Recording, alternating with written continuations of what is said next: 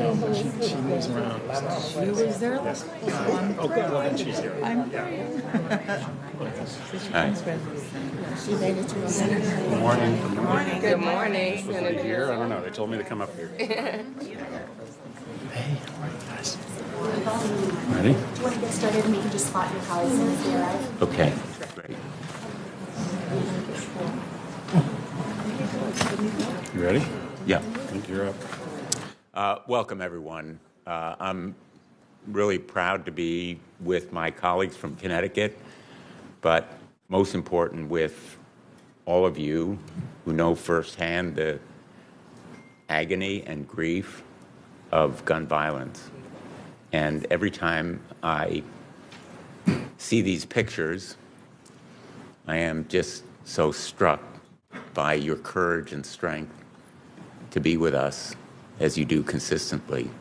Last night I was at the vigil, and I have to admit, there are moments and days when I lose hope. I think all of us go through that feeling. But your being here and last night at the vigil were energizing and inspiring, and we are not giving up. We are not going away. We are not abandoning gun violence prevention. And as Fred Gutenberg said last night, we're going to make trouble, good trouble. Yes. Good trouble. There is no way that we are surrendering to gun violence in this country. And we know not only in our hearts and our minds, but from evidence, real hard evidence, that these measures work. They save lives. In Connecticut, we have the strongest gun violence measures in the country, and they work. They save lives. We have the evidence that they do. And the Bipartisan Safer Communities Act, we know, is working and saving lives. I give a lot of credit to my colleague, Chris Murphy, who will talk right after I do, for that measure. But we are united in our determination to move forward on measures that, quite honestly, nobody should be against. Right. Background checks to stop dangerous people from having guns. Red flag statutes. Red states, blue states have them now. They save lives. Ghost gun bans. I authored a ghost gun ban this year. Ghost guns are killing people, as we know from our most recent experience, just within the last few days. Made on a kitchen table from a kit or on a 3D printer, untraceable, no check whatsoever. Ghost guns are the biggest emerging threat on gun violence. Ask police, ask the cops what they fear. Ghost guns at crime scene. And repealing PLACA. We know that gun manufacturers will be deterred if they are made to pay, if they are held accountable. We need to continue breaking the grip of the gun lobby as we are doing, continuing the movement that we have started. All of the groups that are represented here today, most especially Newtown Action Alliance, but Sandy Hook Promise, Moms Against Gun Violence, Everytown, Giffords, we have a movement that we've built that will enact more state laws, that will continue this fight, that will bring us an Ethan's Law at the national level, and that will vindicate all of your hard work, all of the tears, reliving the tragedies as you do every time you come here and remind us of our obligation. It's not just an opportunity, it's an obligation. And your being here is a powerful reminder of that obligation to stop gun violence in the United States of America. I'm going to now yield to my great colleague and champion Chris Murphy. Thanks. Thanks. Well, thank you all for being here. This is always a heavy day, but a very important day. I want to thank the team that puts this week together. But really, I want to thank all of the mothers and fathers and brothers and sisters who are standing up here who have found a way to both deal and process with this immense grief that none of us who serve in elected positions can ever understand, and do it at the same time that you are speaking truth to power in a way that is making a difference. And I know, like, right now, it is hard to see through that cloud, right? That combination of grief and electoral loss. But I want to tell you what progress looks like, right? Just over 2 years ago, we, for the first time, all of us, collectively, broke 30 years of inaction in Congress, and we passed the first significant anti-gun violence bill in 30 years in this Congress, the Bipartisan Safer Communities Act, right? Now, that was a victory to celebrate on that day, but it wouldn't have mattered if the promise we made didn't come true, right? What did we say? We said if we get a little bit more serious about keeping guns out of the hands of dangerous people, if we put money into communities, right, that are dealing with high rates of violence to interrupt those cycles of violence, we'll make a difference. We said the gun industry is wrong. It's not more guns that protect us. It's less guns in the hands of dangerous people. We put that theory to test when we passed the Bipartisan Safer Communities Act. Now, not a single one of us is going to rest until there is not a single shooting in a city anywhere across this country, that our kids are safe wherever they go, from a church to a shopping mall to a school. But we shouldn't be shy about celebrating that since we passed the Bipartisan Safer Communities Act, gun murders have fallen by 20% in this country, right? Mass shootings this year, right? One is too many, but mass shootings in this country this year are down by 25% compared to last year. Now, listen, that doesn't solve the problem, but it is proof of concept that if you change the laws of this country, you save lives. And there are literally tens of thousands of other mothers and fathers and brothers and sisters this holiday season who are not grieving a dead loved one because those numbers are so fundamentally different this year than last year. And let me give you one other sliver of good news. What we want is for this issue to be apolitical, right? We don't want this to be a fight between Republicans and Democrats. We just want everybody to do the right thing, right? So after Donald Trump was elected, I get it, our shoulders slumped a little bit because we wondered whether we could get anything done. But you know what popped up on my screen about 2 weeks after Donald Trump was elected? An op-ed penned for a major national publication by 3 Republican senators. Now, I didn't ask them to do this. Nobody asked them to do it. They did it on their own, and they wrote an op-ed saying that the Bipartisan Safer Communities Act was a great bill, it's working, and everybody should leave it alone, right? And so that was unthinkable a decade ago, that you would have Republicans proactively, right, joining with us to defend tougher gun laws. But you know why that happens? Because we've built this movement. And we didn't stop building the movement when things got tough. Right? Even when we knew that it was going to be a slog federally, we said, you know what? We're going to use that time to recruit more people to our ranks so that when an opportunity comes that we can pass something like the Bipartisan Safer Communities Act, we're ready for it. We'll use that time to build relationships with Republicans so that we one day can get to a point where they will celebrate these achievements as they did. And so I get it that things are hard, things are tough, but things are a lot different today than they were 10 years ago. And there's one reason and one reason only for that. It's because of all of you. It's because all of you have decided that this is a cause that is worth investing in, whether you win on a Monday or you lose on a Monday, right? Because it's just too important not to keep the fight up, no matter how hard, no matter how many obstacles are in your way. So I'm really proud of the progress we have made. I think it's important to celebrate that progress, and I'm just deeply thankful to everybody here who has been a part of it. We have such an amazing group of champions from Connecticut, but from all over the country in the House of Representatives, and the leader of our state's delegation who fights so hard on behalf of our kids, Congresswoman Rosa DeLauro.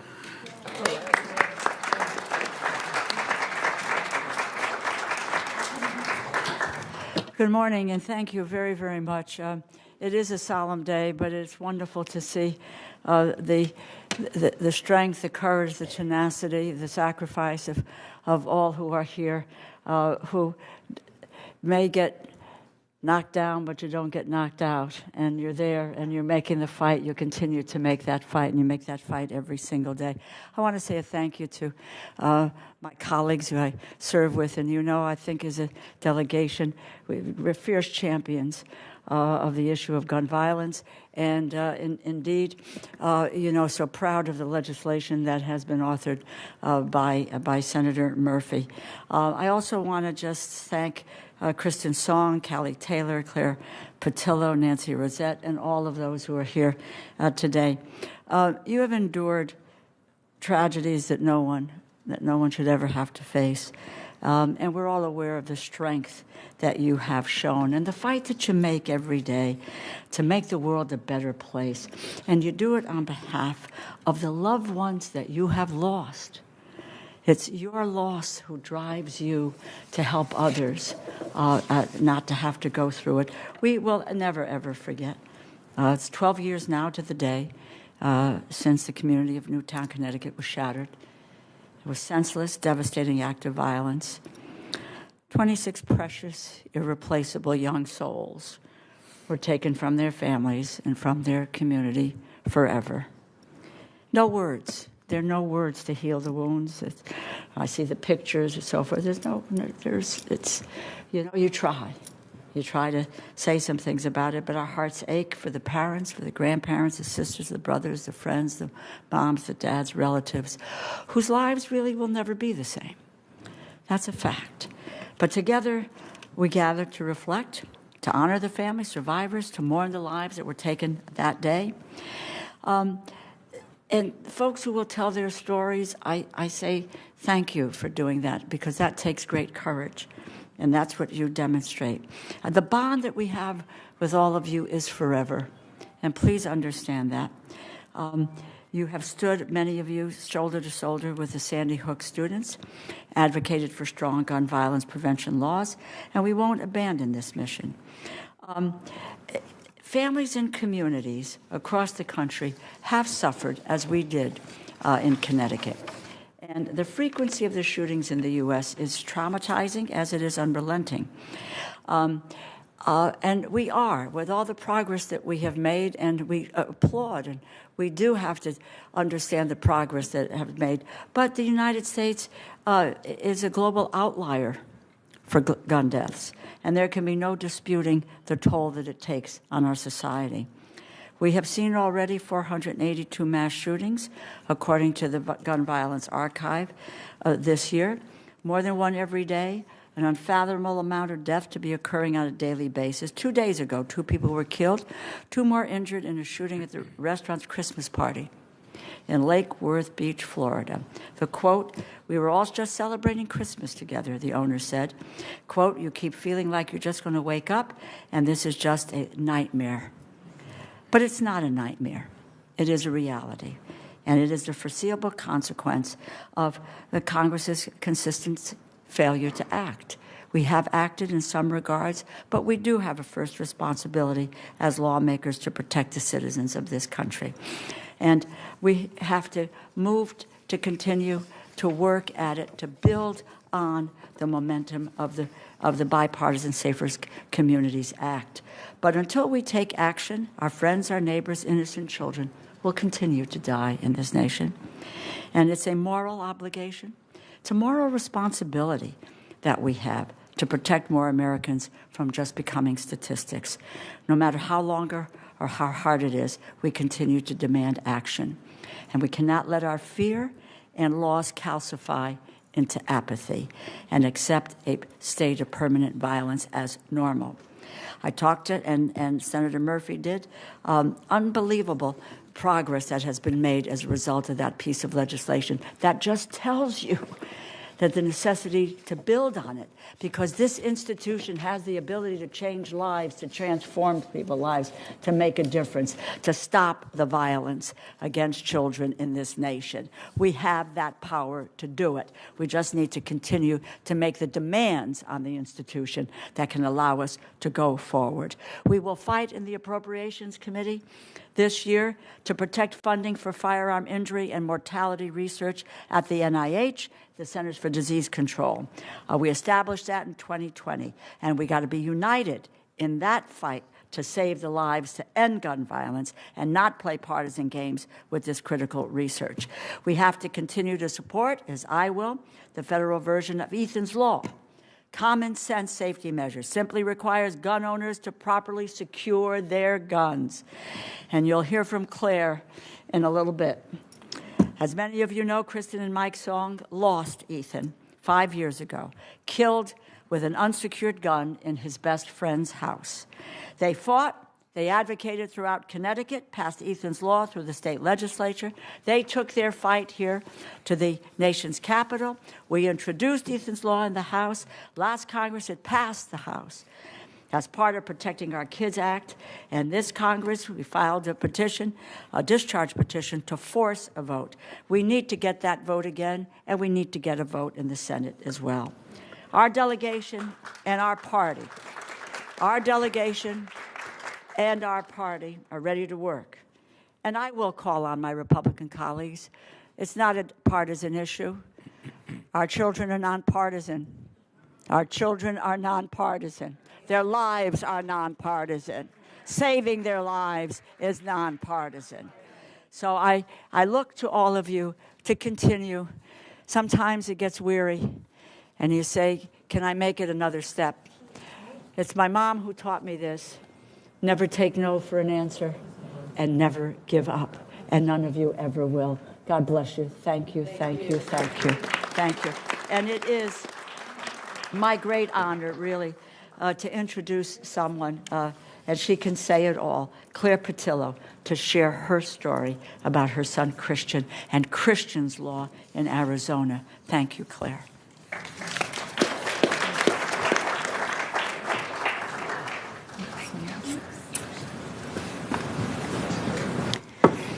Thank you. Good morning. My name is Claire Patillo. Our son Christian died in Arizona on September 5th, 2021, from an unintentional gunshot while staying the night at a friend's house. This has been a devastating loss for our family, as we know Christian's death was preventable if only that gun had been properly secured. We know we can't bring Christian home, but we can help protect the next child and family from suffering such a preventable tragedy. We understand that guns are an emotional issue in America. We believe that gun owners can be required to properly secure their firearms without infringing on anyone's right to own one, be responsible, or be held accountable. To put this into perspective, here are a few things to consider. Guns continue to be the leading cause of death for children and teens in the United States of America. The Child Fatality Review is an annual exercise by the Arizona Department of Health Services in which teams of medical professionals and public health officials examine every death of a child from birth to age 17. This year's report showed a staggering 171% increase in children dying from guns over the past decade. According to RAND's recent report on the efforts of child access prevention laws, their research shows strong evidence that safe storage laws reduce unintentional shootings, suicide, and violent crimes. My husband, Bruce, and I decided we can't stand idly by when we know so many children live in homes with access to unsecured guns. Children are innocent, curious, impetuous, and loved. They are developing and learning. They will make mistakes. This is why we are working with Kristen and Mike Song to fight for and pass Ethan's Law. This law will help save lives by protecting and preventing children and teenagers from gaining unauthorized and unsupervised access to guns. If Ethan's Law had been enacted in 2021, our beloved Christian might still be alive. Please don't think this can't happen to you. That was our mistake. I ask you to look in the eyes of your children, grandchildren, nieces, nephews, and any other children in your life, and then ask yourself, could it happen to them? The answer is, unfortunately, yes. Please join us in supporting common sense, in supporting Ethan's Law. Thank you. Great job. Thank you.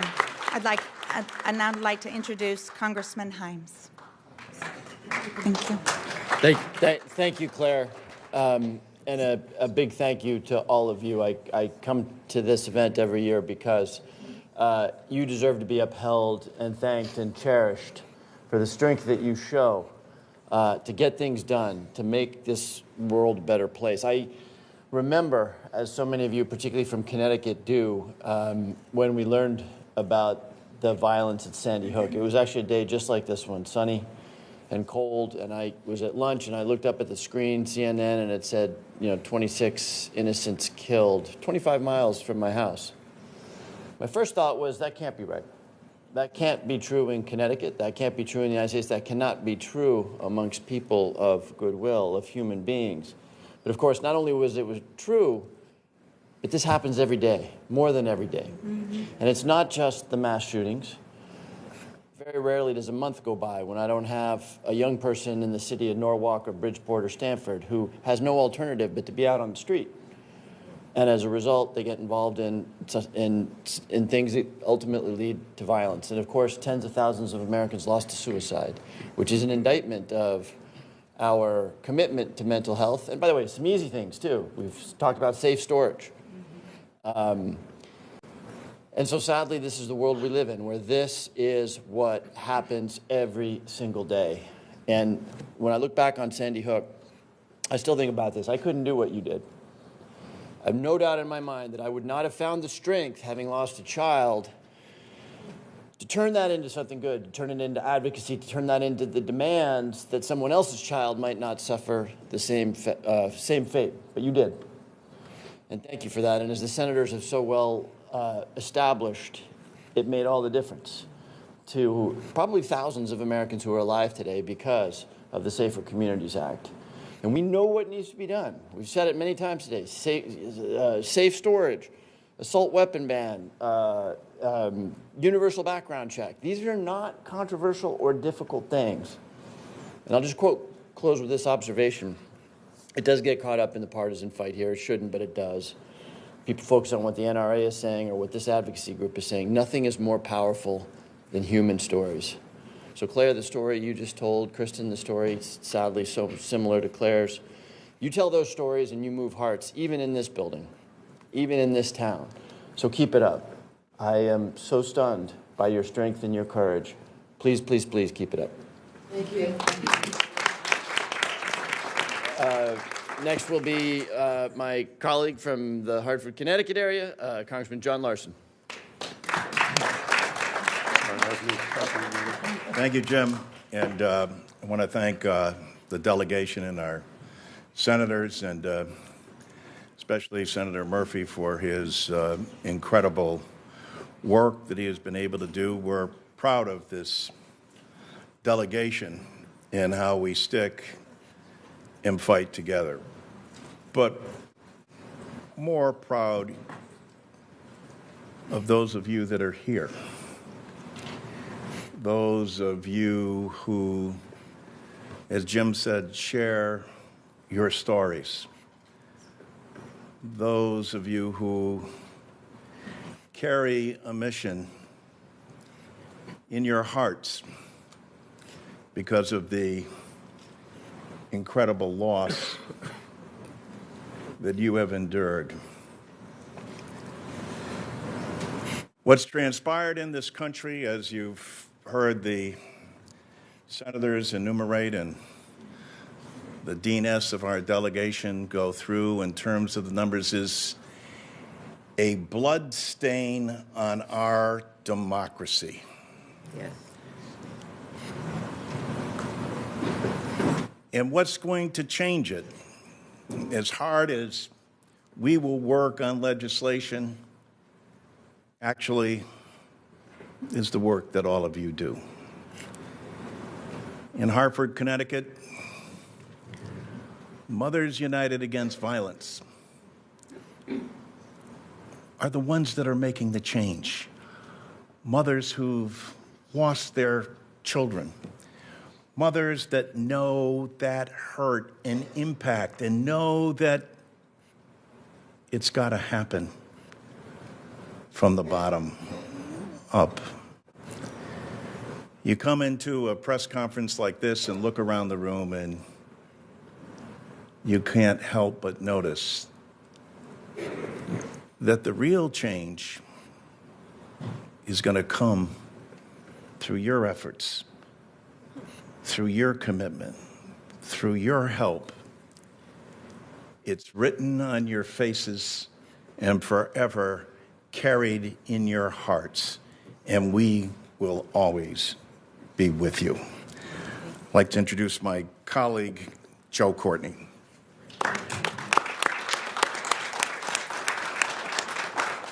Thank you, John, and good morning. Again, the presence of people here from California to the East Coast together, I think speaks more powerfully almost than any words about the fact that people are not ready to give up or really just sort of, go into a, cave because of what happened in this last election. Hakeem Jeffries, the leader in the House, over the last few weeks or so since November 5th, has been just reminding us in every single meeting that if back in 2017, when Donald Trump won the election in 2016, the House majority was 242.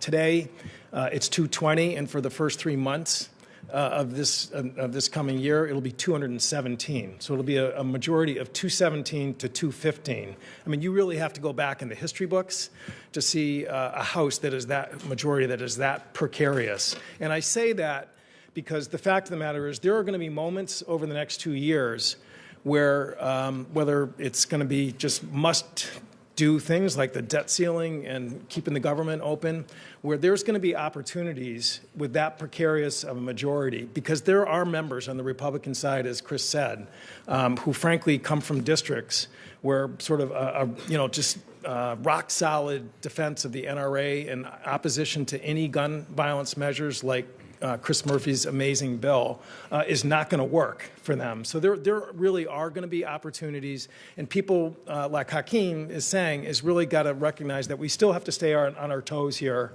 in Washington. Number one, to obviously protect the progress that Chris's bill made, but also to find opportunities for really common sense measures like Ethan's Law to possibly make its way through the process. It was a bruising election. And frankly, the most corrosive moments is when you have the president-elect saying things like "get over it," or the vice president-elect saying that school shootings are a fact of life.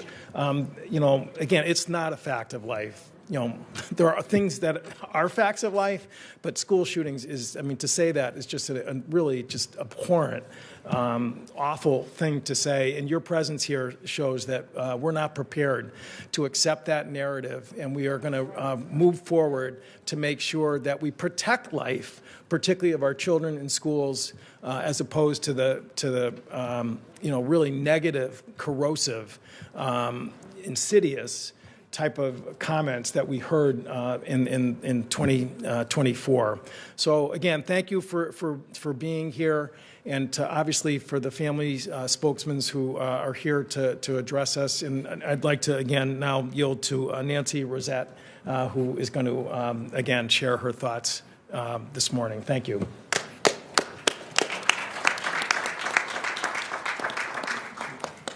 Is it here? No? Well, maybe Callie. Right. Oh, here she comes. Good morning. My name is Selena. I'm going to interpret for Nancy as soon as she finishes her speech. Gracias. Disculpen si me rompo, pero diciembre es un mes muy doloroso para mí. Mi nombre es Nancy Rosete. Vengo del Estado de México. Soy madre de Elvis Axel Torres Rosete.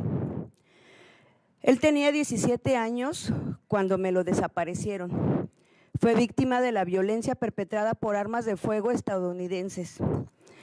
A sus escasos 16 años conoció las drogas, específicamente la marihuana, por lo que en su miedo lo ingresé a una clínica particular de recuperación. Mi hijo estaba a punto de salir tras meses de rehabilitación. Él mismo me pidió lo ayudara. Me dijo que ya no quería consumir, por eso lo llevé a la clínica que se llamaba irónicamente Salva tu Vida. Pero en esta clínica mi hijo fue desaparecido forzadamente. Él ingresa en junio del 2010 y la versión del dueño de la clínica es que lo envió junto con otros 2 chicos al estado de Matamoros, Tamaulipas, en México, por un paciente más del cual la mamá solicitó el servicio de rehabilitación. Pero al día de hoy no he vuelto a saber nada de mi hijo. Ya son 13 años, 11 meses, 11 días que no sé nada de él. Es mi único hijo y lo amo demasiado, por eso lo sigo buscando. El hombre que dirigía la clínica tenía protección de la policía. Representaba la clínica Salva tu Vida. Afirmó ser el terapeuta y preocuparse por las personas que reciben tratamiento, pero en realidad estaba coludido con la delincuencia organizada. Vendía droga y andaba armado para amedrentar a los pacientes y estos hicieran lo que él quisiera. En este largo tiempo me he visto en la necesidad de salir a buscar a Elvis por todos los medios posibles para lograr atención tanto de la ciudadanía como del gobierno mexicano. He realizado marchas, plantones, huelgas de hambre, reuniones con autoridades. Lo único que me he ocasionado son amenazas. Después de 4 años persiguiendo a Fernando Sandoval Díaz, dueño de la clínica, finalmente lo detienen con armas de fuego estadounidenses. Traía drogas, venía vestido de policía de investigación federal en una camioneta robada. Herramientas y acciones que le permitieron desaparecer a mi hijo y a otras personas más. Estoy segura de que muchos de ustedes están familiarizados con la violencia que ocurre en México, pero ¿qué pasaría si les dijera que México solo tiene una tienda de armas y está ubicada en una base militar? El 70% de las armas de fuego recuperadas en delitos en México se retoman a Estados Unidos. Estas armas llegan a México a través de exportaciones legales y tráfico ilegal de armas. Son 116,000 personas desaparecidas forzadamente en México. Las armas que los están matando en Estados Unidos son las mismas que nos matan y nos hacen desaparecer en México. Sabemos que aprobar leyes de seguridad en armas en Estados Unidos como las que defendemos hoy también salvará vidas en México. Estoy aquí para apoyar a los sobrevivientes de Estados Unidos y pedirles que apoyen a México. Gracias a Dios por mi hijo, gracias a ustedes que me escuchan y gracias a Global Exchange por apoyarme. Y hoy lucho por lo que le pasó a mi hijo, no le pase a nadie más. Thank you.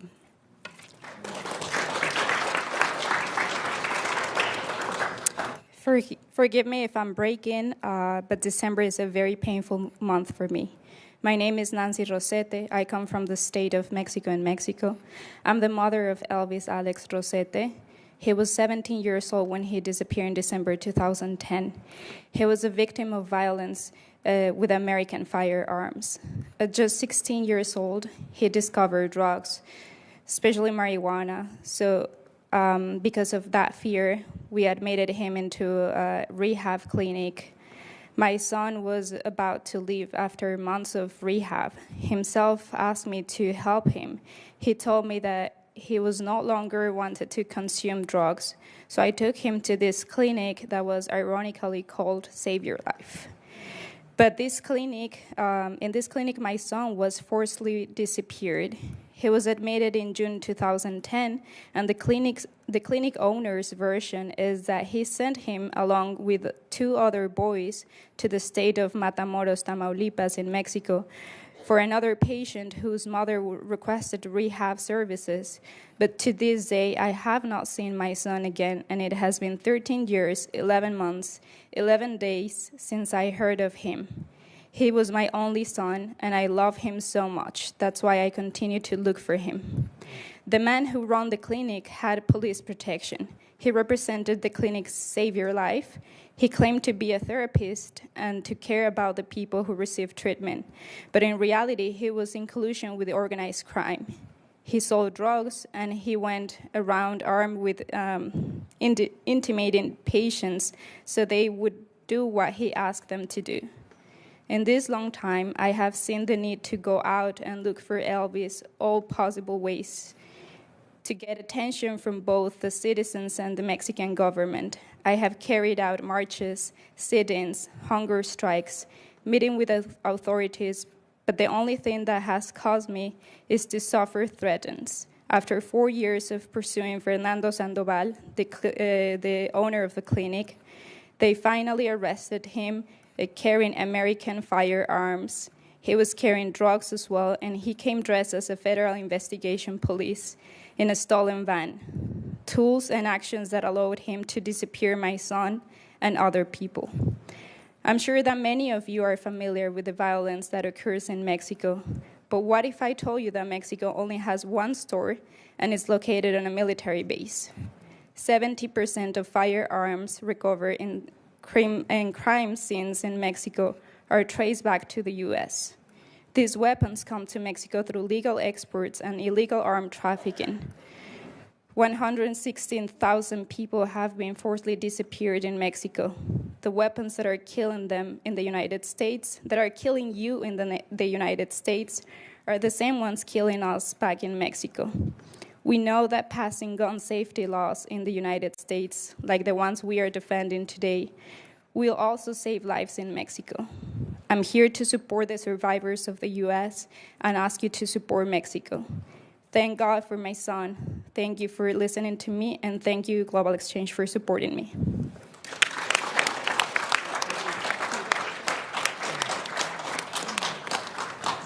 We're going to hear now from Callie Taylor.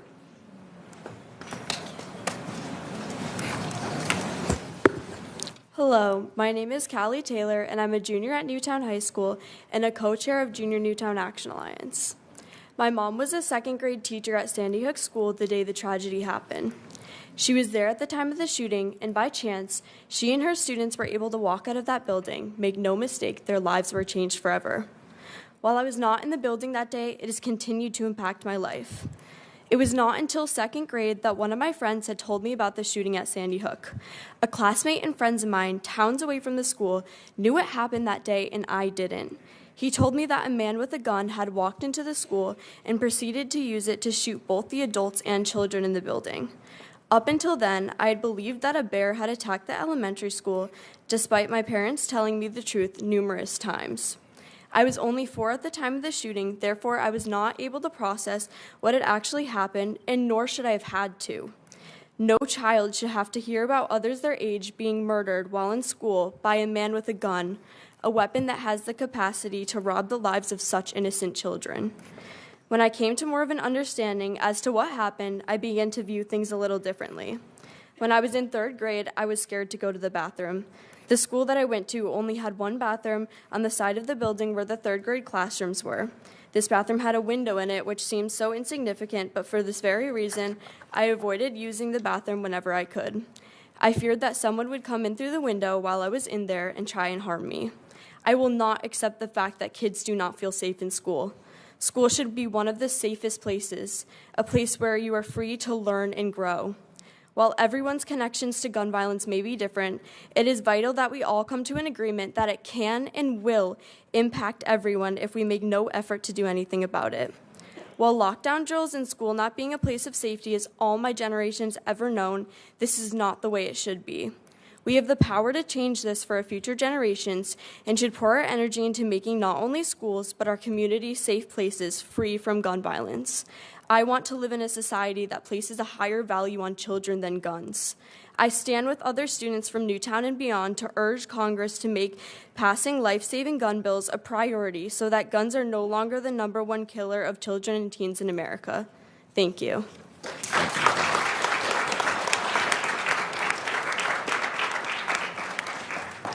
Thank you so much, Callie. Your presence here shows us one of the really important facts.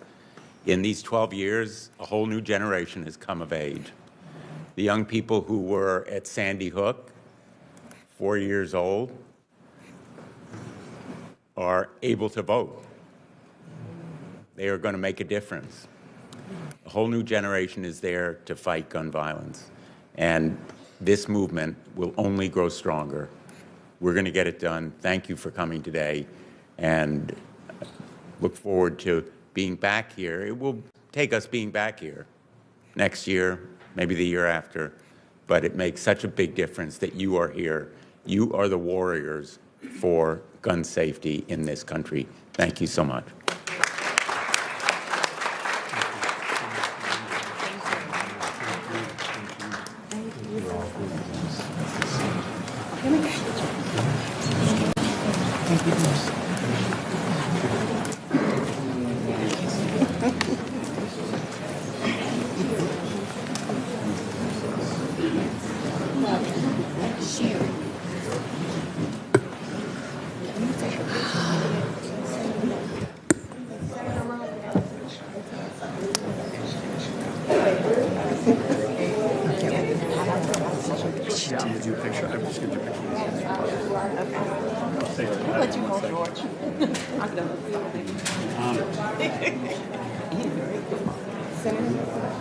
Can I take a picture? Sure.